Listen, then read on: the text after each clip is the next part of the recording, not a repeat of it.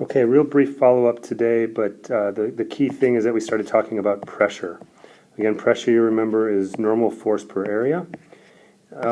The transition here is to start thinking about hydrostatic fluids.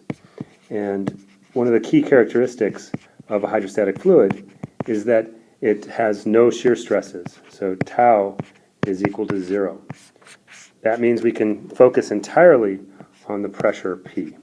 So what are some of the characteristics of pressure that we started to talk about today? Well, we talked about gauge versus absolute pressures, and the fact that we can define things relative to some datum, if you will, in pressure, specifically atmospheric pressure. 2, we talked about the adjustment of a system, and the fact that the adjustment occurs at the speed of sound. The speed of sound is much larger than the velocities that we consider in civil environmental engineering applications, and therefore we can assume that this is essentially instantaneous in a closed system. Instantaneous in a closed system. Finally, we went through a volumetric force balance to prove the fact that pressure is a scalar. The pressure is therefore defined with a single value, as a particular value at a location.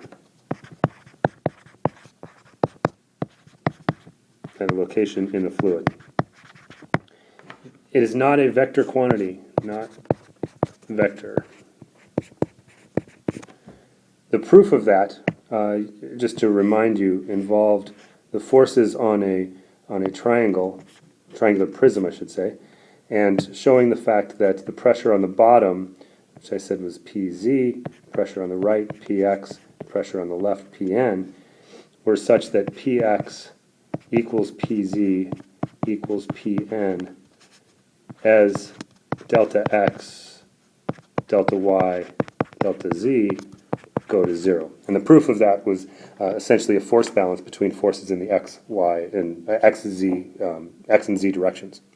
What we're going to do on Friday is we're going to talk about how pressure varies in a static fluid. So we know it has a particular value at a location in the fluid, and then how does that value change with position within the fluid? And that's what we'll pick up with on Friday.